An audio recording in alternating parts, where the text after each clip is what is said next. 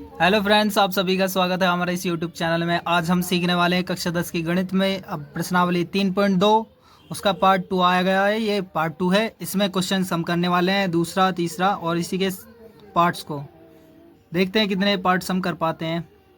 देखिए इस वीडियो में नंबर 2 से स्टार्ट करने वाले हैं। नंबर 2 इसमें दी गई है संख्या और ये किए हैं दोनों समीकरण दो दी गई हैं। उसमें कह रहा है कि m का वह मान ज्ञात कीजिए जिसके लिए y बराबर mx प्लस 3 हो। तो पहला वाला क्वेश्चन आपको सभी को समझ में आ गया होगा। ये क्वेश्चन आप सभी के बुक में दिया गया है, NCERT यूपी बोर्ड। ठीक है, आइए बढ़ते हैं प्रश्न नंबर 2 पर। देखिए प्रश्न नंबर 2 हमने अभी पढ़ लिया है। जिस तरह से दिया गया था उसको हमने सॉल्व किया है। पहली समीकरण इसको मान लेंगे, समीकरण एक ये, और दूसरी वाली इसे मान लेंगे। ठीक है, तो दो समीकरण हमारे पास मिल चुकी हैं। इन्हीं से ही हम x या y का मान निकाल लेंगे और उसके बाद हम इसमें मान रखने वाले हैं x और y के, तब हमें m की वैल्यू मिलेगी और यह m की वैल्यू ही पूछ रहा है। ठीक है, तो इस तरह से आप समझ गए होंगे कि हम क्या करने वाले हैं इस क्वेश्चन में। तो आइए बढ़ते हैं किस तरह से करेंगे। समीकरण एक से 2x प्लस 3y बराबर 11 है, सॉरी, तो 11 है। 2x प्लस 3y बराबर 11 है। और ये दूसरी समीकरण उसको बाद में यूज करेंगे। इसी से ही हम x की वैल्यू निकाल लेंगे। ठीक है, जो प्रॉपर नहीं होगी लेकिन हम इसको मान को पुट करके और वैसे करेंगे। तो ये प्रतिस्थापन विधि द्वारा ही हम कर रहे हैं। अभी हम प्रतिस्थापन विधि को ही समझाए हैं जो हमने फर्स्ट पार्ट में, इसके 3.2 के फर्स्ट पार्ट में समझाया है। ठीक है, बढ़ते हैं। देखिए इसी समीकरण में 2x बराबर 11 यही है और ये 3y इधर जाएगा तो माइनस का 3y हो जाएगा। ठीक है, प्लस का 3y इधर जाने पर माइनस का 3y हो जाएगा। ठीक है, अब हम क्या करने वाले, x बराबर 11 माइनस 3y इधर और ये 2 इसके बटे में आ जाएगा। ठीक है, तो ये हमारे पास प्रॉपर वैल्यू नहीं है लेकिन x का मान पूरा निकल गया 11 माइनस 3y बटे 2। तो ये बात आपके समझ में आ गई होगी कि x का मान हमारे पास क्या है, 11 माइनस 3y बटे 2। तो ये हम समीकरण 3 को भी मान सकते हैं या फिर इसको यूं ही रख सकते हैं। तो हम लिखते हैं कि x का मान समीकरण 2 में रखने पर, तो हमने क्या लिखा है इसमें, x का मान समीकरण 2 में रखने पर। तो हम समीकरण 2 में इसका x का मान रखने वाले हैं। तो समीकरण 2 कौन सी थी, ये वाली थी।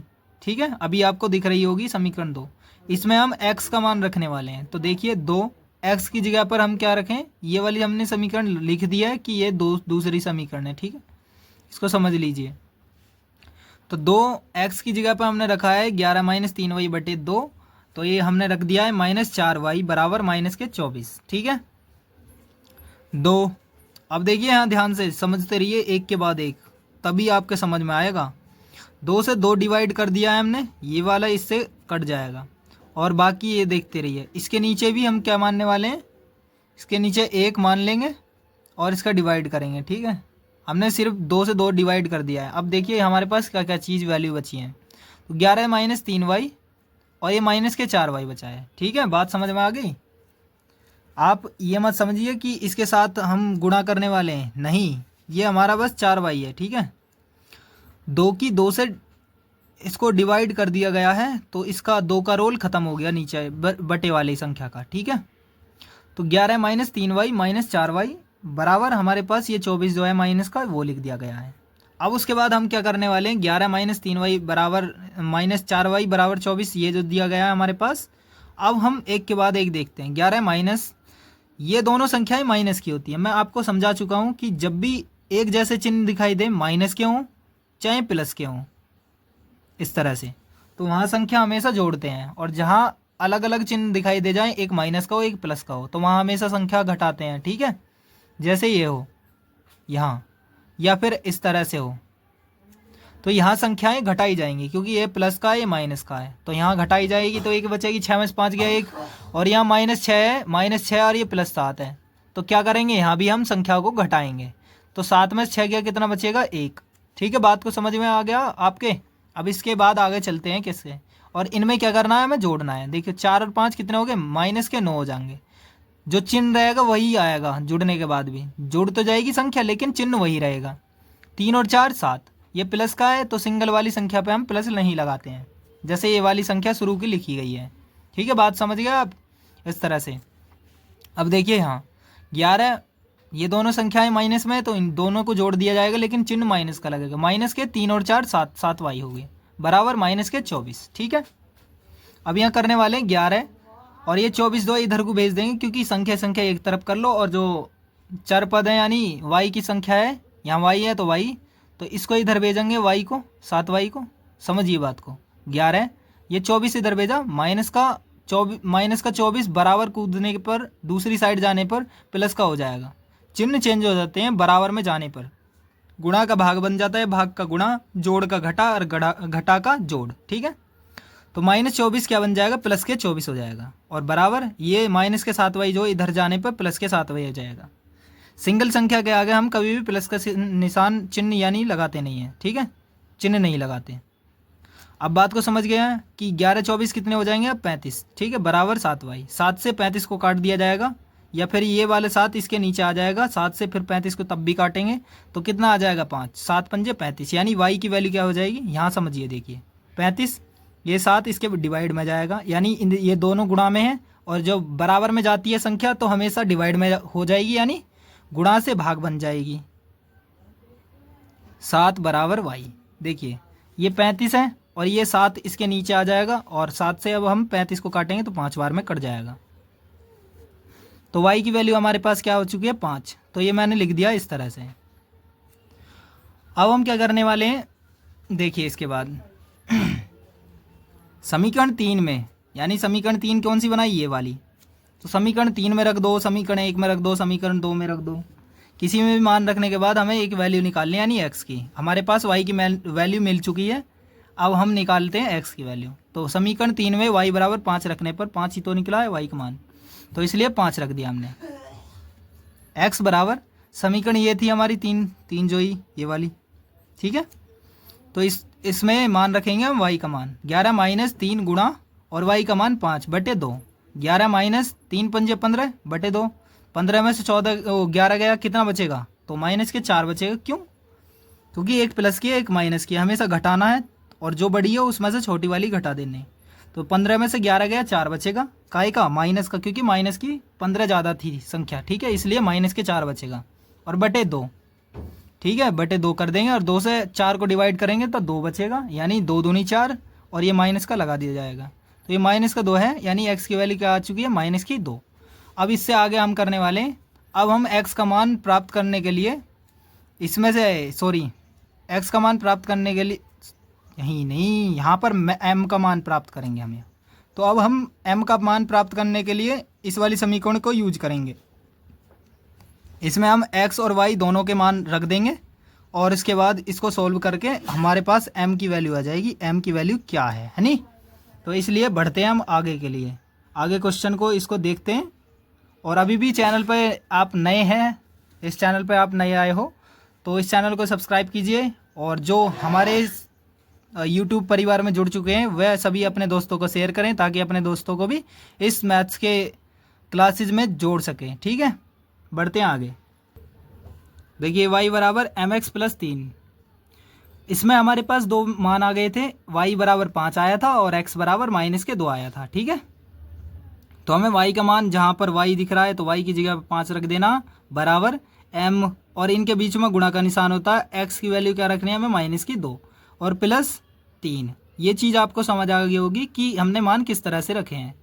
तो ये चीज़ आ गई है समझ में, तो हम आगे बढ़ते हैं। 5 बराबर mx, यानी 2 की m से गुणा करेंगे तो माइनस के 2m हो जाएगा। ये माइनस का 2 है ना, तो माइनस की 2 और m इसके साथ गुणा हो चुके, प्लस 3 लिख देंगे। ठीक है, अब उसके बाद 5 और ये 3 इधर को भेजेंगे तो प्लस से क्या हो जाएगा, बराबर में जाने पर प्लस से माइनस हो जाएगा। चिन्ह चेंज हो जाता है। ठीक है, चिन्ह को चेंज कर दिया जाता है, या खुद हो जाते हैं वो। तो माइनस का 3 हो जाएगा यहाँ, और बराबर माइनस के 2m। 5 में से 3 गया, 2 बचेगा, बराबर माइनस के 2m। अब क्या होने वाला है, 2, ये वाला माइनस का 2 जो है इसके बटे में जाएगा, क्योंकि ये दोनों आपस में गुणा में है, और बराबर m। इससे इसको डिवाइड कर देंगे तो माइनस का 1 बचेगा, तो m की वैल्यू क्या हो जाएगी, m का मान क्या हो जाएगा, माइनस का 1। तो m का मान हम निकाल चुके हैं कि माइनस का 1 आंसर होगा। ठीक है, इस तरह से हम आगे बढ़ते हैं। इसी तरह से एक क्वेश्चन आप सभी के समझ में आ गया होगा कि किस तरह से हमने किया है। अब आगे बढ़ते हैं कि इसमें प्रश्न नंबर 3 में क्या कहा गया है। आप अपनी बुक्स और पेन कॉपी लेकर बैठिए ताकि आपको समझने में आसानी हो सके, और उसके बाद आप रिवीजन भी कर सकते हैं। रिवीजन के माध्यम से और भी ज़्यादा बेहतर तरीके से सीख पाएंगे। ठीक है। प्रश्न नंबर 3 में निम्न समस्याओं में रेखिक समीकरण युग्म बनाइए और इनके हल प्रतिस्थापन विधि द्वारा ज्ञात कीजिए। प्रतिस्थापन अभी से मैं बहुत पहले से कराता हुआ आ रहा हूँ कि प्रतिस्थापन विधि जिसमें कोई एक्स या वाई का मान प्रॉपर नहीं होता है, उसके बाद उसको मान को निकाल दिया जाता है और समीकरण 1 या 2 में रखने पर कोई एक प्रॉपर वैल्यू आ जाती है एक्स या वाई की, और उसके बाद कोई दूसरी समीकरण में रख देते हैं तो एक्स और वाई की दोनों की मिल जाती है हमारे पास वैल्यू। ठीक है, यही संख्या है। इस तरह से हमें क्वेश्चन इसमें करने हैं। पहला क्वेश्चन है तीसरे का पहला, नंबर 3 क्वेश्चन का पहला। दो संख्याओं का अंतर तो 26 है और एक संख्या दूसरी संख्या की 3 गुनी है। एक संख्या जो है दूसरी संख्या की 3 गुनी है, उन्हें ज्ञात कीजिए। तो हमने सबसे पहले क्या करा है, पहली संख्या को माना x और दूसरी संख्या को माना है y। तो ये चीज़ तो आपके समझ में आ गई होगी। x और y दो संख्या मान ली है, पहली x और दूसरी y। तो पहले वाले जो मान दिए गए हैं, यानी जो इसमें लाइन में कहा गया है, इसको समझिए। दो संख्याओं का अंतर 26 है, यानी एक संख्या ये एक संख्या ये, अंतर को कहते हैं घटाना। यानी मेरे पास 6 रुपये हैं और ये 4 रुपये हैं, इन दोनों का अंतर, अंतर मतलब घटाना, और अंतर जब हो जाएगा तब हमारे पास वैल्यू मिलेगी, यानी घटा देंगे तब जाके पता लगेगा कि इनके बीच में अंतर क्या होएगा। ठीक है, तो इनके बीच का अंतर है 2। इसी तरह से दो संख्या दी गई है x और y, उन दोनों का अंतर यानी माइनस करना है बराबर 26, तो उन दोनों का अंतर है 26। इस तरह से पहली समीकरण हमारे पास आ चुकी है। अब दूसरी समीकरण समझिए। एक संख्या दूसरी संख्या की 3 गुनी है। एक संख्या यानी x पहली वाली, दूसरी संख्या की यानी y 3 गुनी है। गुनी तो ये है 3 गुनी, लेकिन जब हमारे बीच में इसका निशान बराबर का लगा हुआ है तो इसको 3 की गुणा करनी होगी बराबर बनाने के लिए। बड़ी तो ये है लेकिन गुणा इस तरफ करनी होगी। बात आ गई समझ में, क्योंकि बराबर का निशान है इनके बीच में। पहली संख्या दूसरी संख्या की 3 गुनी है, ये वाली है, लेकिन गुणा हम इसमें करेंगे, इस वाली में, दूसरी संख्या में।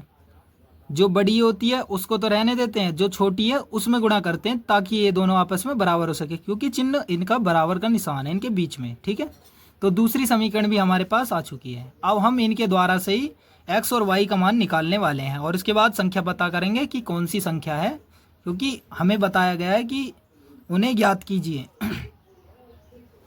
संख्याओं को ज्ञात कीजिए।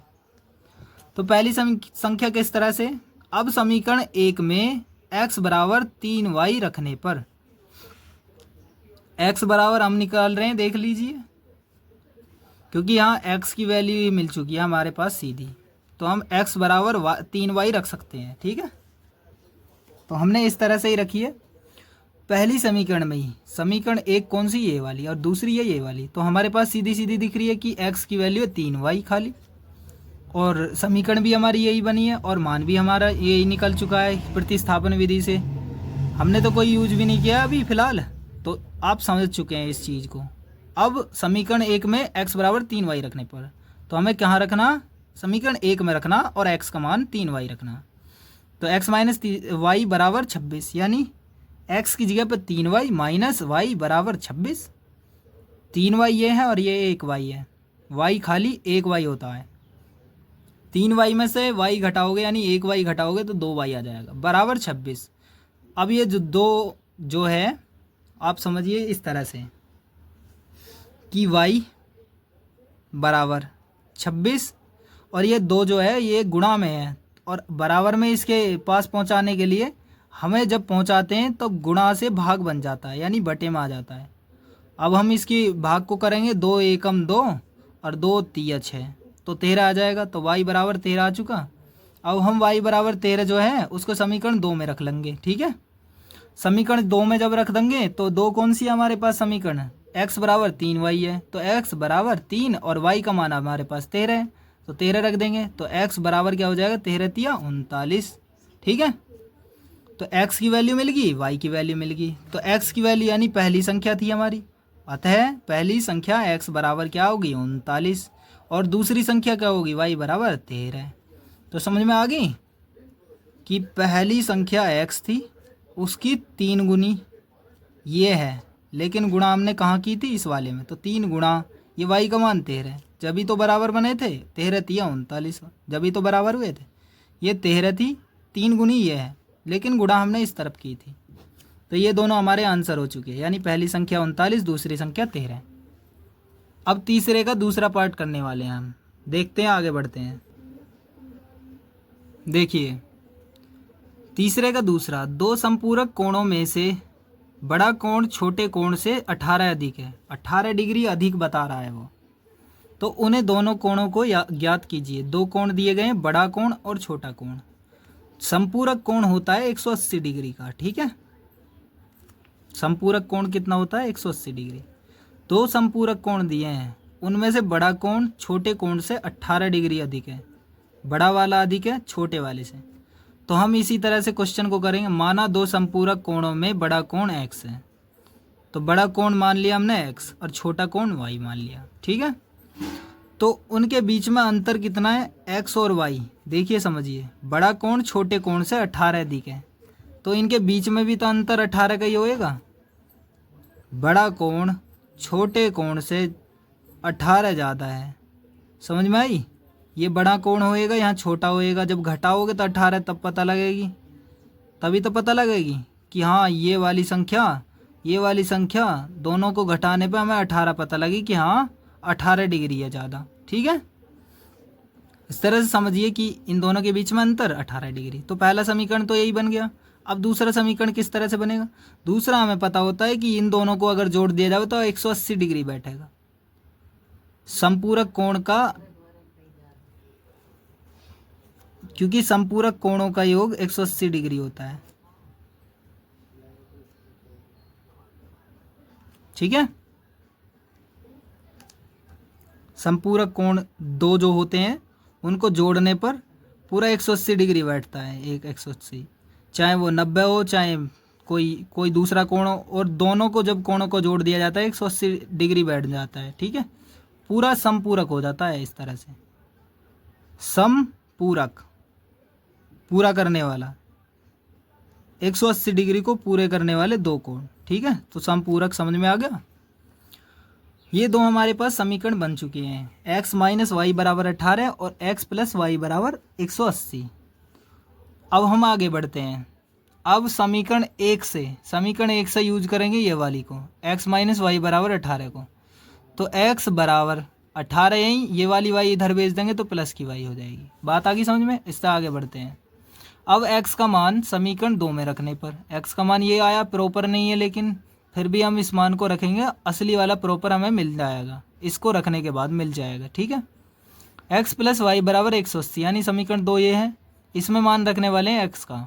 तो x की जगह पर 180, 18 प्लस वाई, 18 प्लस वाई रखेंगे और प्लस के ये वाले y, x की जगह पर इतना रख दिया और प्लस y बराबर 180। तो 18 प्लस, यहाँ देखिए इस वाली जगह पर 18 प्लस 1y और 1y कितने हो गए, 2y बराबर 180। ये रहा 180। अब हम क्या करने वाले हैं, 2y बराबर 180, यहीं पे है 180 लिखो और 18 को इधर भेज देंगे तो माइनस के 18 हो जाएंगे। 18 डिग्री इसमें प्लस का है, बराबर में भेजने पर माइनस का हो जाएगा, तो माइनस के 18 हो जाएगा। 180 में से 18 डिग्री घटाओ तो 162 डिग्री हो जाएगा। 2 से जब 162 डिग्री को देखो, y बराबर, पहले 2y बराबर देखिए 162 था, अब y बराबर 162 और ये 2 जो है इसके बटे में आ जाएगा। अब 2 से काटोगे, 2 अट्ठे 16, 2 एकम 2, तो 81 हो जाएगा। तो 81 डिग्री y बराबर 81 डिग्री आ जाएगा। तो ये हमारे पास y का वैल्यू आ चुकी है। अब हम y का मान कोई सी भी एक समीकरण में रख देंगे। तो y का मान समीकरण 1 में रखने पर x बराबर 18 प्लस y थी हमारे पास, ये वाली समीकरण यानी पहली वाली ये थी, x माइनस वाई बराबर 18। या फिर इस तरह से बनाइए, ये वाली हमारे पास ये बन गई थी। समीकरण 1 से जब यूज करी x बराबर 18 प्लस वाई, इसमें रख दो, इसमें रख दो, इसमें रख दो, किसी में भी मान रख सकते हो आप, जैसा चाहें वैसा करो। तो अब समझ के चलिए क्या करने वाले हैं हम। देखिए x बराबर 18 प्लस वाई, हम इसमें क्या y का मान रखने वाले हैं, तो x बराबर 18 प्लस और y का मान 81 था, 81 रखेंगे। इन दोनों को जोड़ देंगे तो 99। अब इन दोनों को जोड़ा जाएगा ना, x का वैल्यू तो ये होगी 99, x की वैल्यू 99 डिग्री हो चुकी है। समझ में आया? अब हमारे पास दोनों मिल गए, अतः बड़ा कोण 99 डिग्री, छोटा कोण 81 डिग्री, और दोनों को जोड़ दिया जावे 99 और 81, दोनों 180 हो जाएंगे। 9 और 1 10 की 0, हासिल 1, 9 और 1 10 और 8 18, तो 180 डिग्री हो चुके हैं। तो दो समपूरक कोणों का योग कितना हो जाएगा? 180 डिग्री। और एक पूछा जावा ना समपूरक कोण कितना होता है, एक समपूरक कोण, तो वो 180 डिग्री ही होता है। और दो समपूरक कोण कितने बैठ जाएंगे? 180 डिग्री। इसको ऋजु कोण भी बोलते हैं, ऋजु कोण। ठीक है, इस तरह से आप बात को समझ गए होंगे। और इसके पार्ट 3 के लिए आप थोड़ा सा वेट कीजिए, पार्ट 3 भी जल्दी आएगा इसका, इसलिए इस चैनल को जल्द से जल्द सब्सक्राइब कीजिए। और हमसे जुड़ने के लिए अपने सभी दोस्तों को भेज दीजिए, वो भी जुड़ जाएंगे सभी के सभी। और अगली वीडियो पाने के लिए बहुत जल्दी कोशिश करेंगे अगली वीडियो अपलोड कर सकें आपके लिए। मिलते हैं नेक्स्ट वीडियो में, इसके पार्ट 3 में। लाइक शेयर एंड सब्सक्राइब करने के लिए आप सभी का दिल से धन्यवाद।